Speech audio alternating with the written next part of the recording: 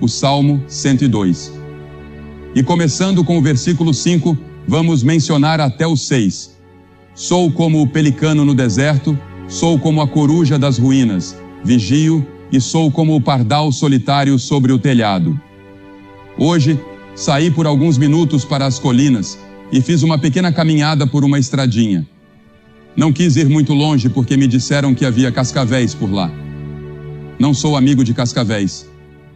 Por algum motivo, eles também não são meus amigos. Temos muitos deles onde moro, então já temos experiência. Eu deixo minha esposa matá-los e ela faz isso. Ela não tem medo. Bem, pelo menos nunca soube dela ter medo de nada. Mas certamente ela não tem medo de cobras. Ela nasceu e cresceu na China, em uma cidade onde, segundo ela, nunca foi dormir sem ouvir disparos de armas. Assim ela aprendeu a não sentir medo, pois nunca viu isso em seu pai ou mãe, mesmo quando a cidade mudava de mãos de tempos em tempos, à medida que bandidos ou senhores da guerra chegavam. E finalmente vieram os japoneses. Meu sogro tinha um grande hospital e sobreviveu a tudo isso. Ela viveu lá por 17 anos. Mas quero dizer que hoje, enquanto caminhava por aquele pequeno lugar, comecei a pensar e meditar um pouco. Observei um pássaro. Não sei o nome daquele pássaro. É um pássaro grande e com cores diferentes. Talvez seja uma pega, não tenho certeza, mas certamente tem um som estranho para quem é da Carolina do Norte. Então o pássaro se sentou em um poste de cerca e ficou ali, sozinho. Nenhum companheiro apareceu. Onde moro temos muitas pombas e, como sabem, elas formam pares para a vida, andam juntas, compartilham amizade, convivem e têm filhotes. Mas esse pássaro hoje parecia estar completamente sozinho. E pensei nesse trecho das Escrituras encontrado no Salmo 102. Sou como o pelicano no deserto, sou como a coruja das ruínas, vigio e sou como o pardal solitário sobre o telhado. Sabe, nesta noite, há muitas pessoas solitárias aqui. Um dos maiores problemas da sociedade moderna é a solidão. A cidade moderna é um lugar solitário. Aqui nos Estados Unidos, 70% mais pessoas vivem sozinhas em residências de uma só pessoa em comparação a 10 anos atrás. Um psiquiatra de Nova York foi citado recentemente dizendo que a cidade de Nova York é o lugar mais solitário do mundo para milhões de pessoas. O que você diria sobre Denver ou a cidade de onde veio? Um estudo de uma universidade americana relatou que os estudantes universitários são as pessoas mais solitárias dos Estados Unidos, seguidos por pessoas divorciadas. Você está solitário? Uma das principais causas da solidão é o alcoolismo e o uso de drogas. O álcool e as drogas muitas vezes representam tentativas de escapar da solidão. As drogas te levam a uma viagem e a embriaguez dá a sensação de que você tem companhia. Por outro lado, caminhar com Cristo é uma jornada onde você realmente tem Jesus ao seu lado, como Senhor e companheiro constante. Não se pode beber para escapar da solidão. Muitos jovens recorrem às drogas por diversão, acabam viciados ou cedem à pressão dos colegas. Mas milhares se voltam às drogas por estarem sozinhos. Uma matéria de capa de uma revista abordou recentemente nossa juventude negligenciada. A matéria dizia que, na verdade, a maioria deles está devidamente vestida e alimentada, mas algo essencial falta na vida de milhões. Segundo o artigo, há uma negligência espiritual que os deixa solitários e propensos a drogas e álcool, muitas vezes culminando em suicídio. O que pode ser feito? Uma das palavras-chave na Bíblia é comunhão, da qual deriva o termo comunicação. Jesus se encontrou certa vez com um homem solitário, doente e paralisado por 38 anos. Esse homem havia permanecido no mesmo lugar, solitário e exausto, sem um amigo sequer. Jesus olhou para ele e perguntou: "Você precisa de um amigo?" E ele respondeu: "Sim." Aquele homem, carregado de solidão e dor humana, estava imerso na multidão sem rosto, mas Jesus o escolheu. Naquele dia, ele tornou-se amigo desse homem e o curou. Ele pode ser seu amigo nesta noite, se você permitir. A solidão, na verdade, começou no Jardim do Éden, em um paraíso perfeito, quando o homem e a mulher declararam sua independência de Deus. Eles disseram: não precisamos de ti, Deus, podemos construir este mundo sem tua ajuda. E assim fizeram uma escolha terrível. Decidiram se afastar de Deus, seguiram seu próprio caminho, tentaram construir seu mundo. E o pecado entrou naquele belo jardim. Foi transmitido à geração seguinte, e à próxima, e à próxima. Até chegar a você e a mim. Todos nós temos essa doença, e ela é fatal. Ninguém escapa do julgamento causado pela doença do pecado. Assim, as raízes da solidão foram plantadas na alma humana e herdadas por todos os habitantes deste mundo. No jardim, Deus procurou por Adão. Ele sabia onde Adão estava, mas o procurou para que Adão soubesse onde ele próprio estava. Deus perguntou: Adão, onde você está? E Adão tentou se esconder, costurou folhas de figueira e as vestiu. Ele nem sabia que estava nu até aquele momento. Mas ele não conseguiu se esconder. A solidão nunca respeitou ninguém. Os maiores artistas, escritores e compositores do mundo, reis, rainhas, carpinteiros, encanadores e todos os outros, já sentiram essa coisa terrível chamada solidão. Em João 13 é relatada a última ceia e a traição de Judas. E as Escrituras dizem: ele saiu e era noite. Nunca ninguém se afastou de Jesus sem que fosse noite.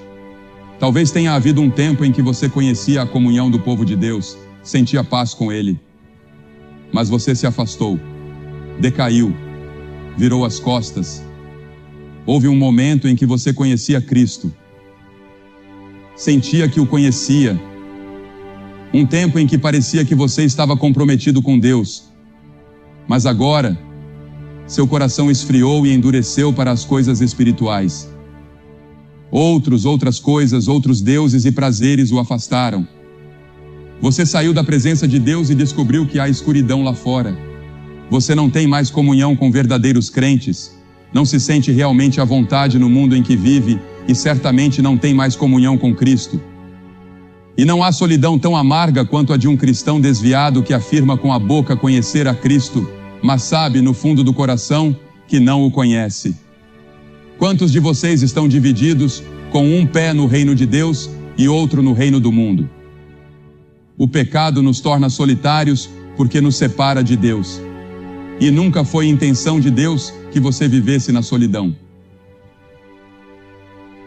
Centenas de pesquisas comprovam que nossa sociedade não nos tornou mais ajustados ou felizes. Sim, podemos ter momentos fugazes de satisfação sensorial, mas isso gera amargura e uma perda do sentido de prazer que nenhum psiquiatra pode curar. A Bíblia diz que os ímpios são como o mar agitado, que não pode sossegar, cujas águas lançam dejetos e lama. Lembre-se da história de Jesus com a mulher no poço. Ela era uma mulher solitária, teve vários maridos, não encontrou satisfação, paz ou alegria. Jesus veio, falou com ela, perdoou seus pecados, transformou sua vida e fez dela uma nova pessoa. Ela foi à aldeia de Sicar e disse a todos: aqui está alguém que sabe tudo sobre você. Venha vê-lo. E todos foram encontrar Jesus. A Bíblia diz que ele foi desprezado e rejeitado pelos homens, um homem de dores, familiarizado com o sofrimento. Mesmo cercado por grandes multidões, às vezes ele estava sozinho, até no final. As Escrituras dizem que todos os discípulos o abandonaram e fugiram.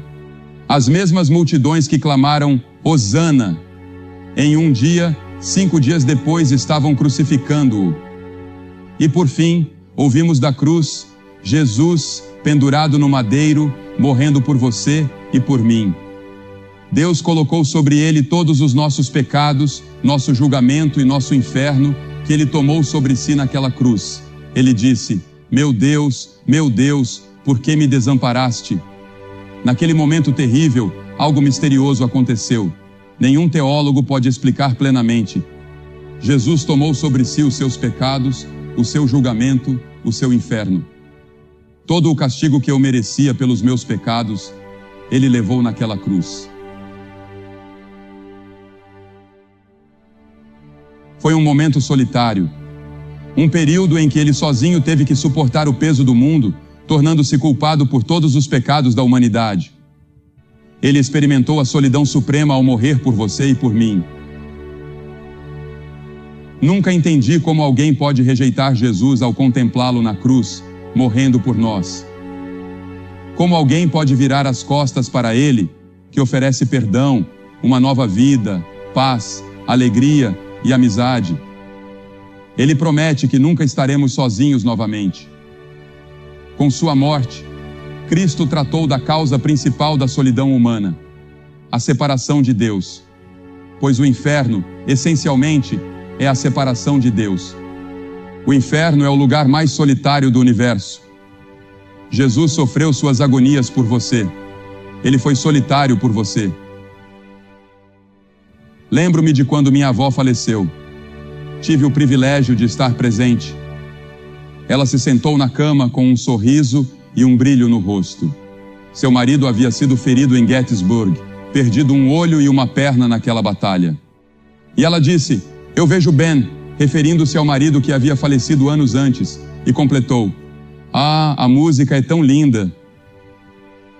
Então, ela caiu de volta no travesseiro e partiu para a eternidade. Lembro-me também da morte de minha mãe, há relativamente pouco tempo. As palavras maravilhosas que ela deixou em seu leito de morte são inesquecíveis. Ela viveu exclusivamente para o Senhor. Havia uma alegria e uma paz nela.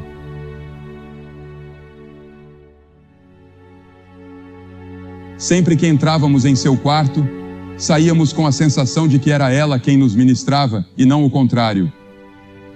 Mesmo em coma, ela acordou certa noite, citou um versículo bíblico e a enfermeira disse que nunca tinha visto um brilho como aquele no rosto de alguém. Depois, voltou ao coma e partiu para a eternidade. Há uma grande diferença, até no último momento, entre aqueles que conhecem Cristo e aqueles que não o conhecem. E existe também a solidão da sua decisão, porque Cristo morreu por você, Ele ressuscitou, Ele está vivo, quer habitar no seu coração. Ele oferece perdão, salvação, segurança, paz e alegria, mas Ele também oferece uma vida difícil. Não vou iludir você dizendo que é fácil seguir a Cristo. Não é. Ele disse: "Se alguém quiser vir após mim, negue-se a si mesmo, tome a sua cruz e siga-me." A cruz, afinal, era o lugar onde os criminosos eram executados. Seria como dizer hoje: "Pegue a cadeira elétrica e siga-me." Jesus disse: "Eu vou sofrer, eu vou morrer. E se você me seguir, também terá problemas, dificuldades, perseguições e talvez até a morte. Você está disposto a isso? Está disposto a ir comigo até o fim, até a cruz?"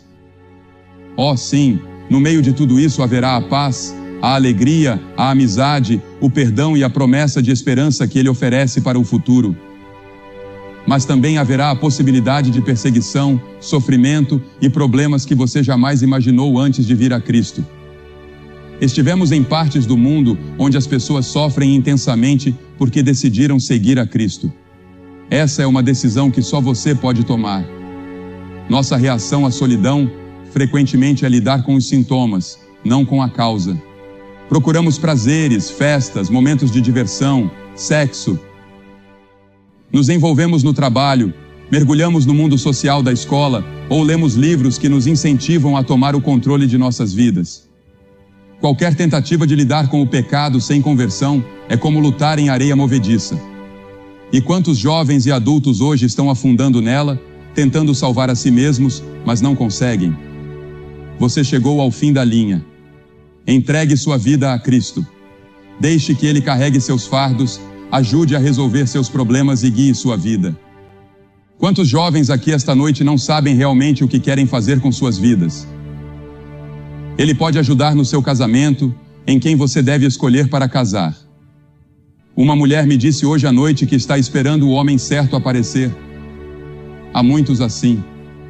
Certifique-se de que seja o homem de Deus ou a mulher de Deus. Lembro-me de quando chamei minhas 3 filhas, que na época tinham apenas 8, 9 ou 10 anos, e disse: vamos parar aqui na montanha e orar pelos maridos que vocês vão casar um dia. Eles estão por aí em algum lugar. Vamos orar para que Deus os guie e guie vocês, para que sejam homens de Deus. Elas me olharam como se eu tivesse enlouquecido, mas oramos. E elas encontraram os homens certos. Um deles está aqui esta noite. Fizemos o mesmo por nossos filhos. E pela primeira vez em muitos anos, ambos os meus filhos estão aqui esta noite. Não sei onde estão, mas estão em algum lugar. Contudo, essa decisão é sua, e somente sua.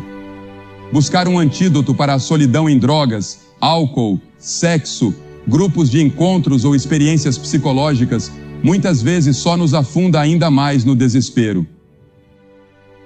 Sem Cristo, essas soluções nunca oferecem uma verdadeira saída. A única cura é através de Jesus Cristo. Podemos restaurar o relacionamento mais fundamental da vida. Jesus diz: eis que estou à porta e bato. Se alguém ouvir a minha voz e abrir a porta, entrarei em sua casa e cearei com ele, e ele comigo. O salmista que escreveu sobre o pelicano e a coruja disse: por que você está abatida, ó minha alma? Por que está tão perturbada dentro de mim? Ponha a sua esperança em Deus, pois ainda o louvarei. Ele é o meu Salvador e o meu Deus. A solidão muitas vezes é o modo de Deus nos mostrar que é hora de buscarmos algo maior, de nos voltarmos para a cruz. E ao fazer isso, nunca mais estaremos sozinhos.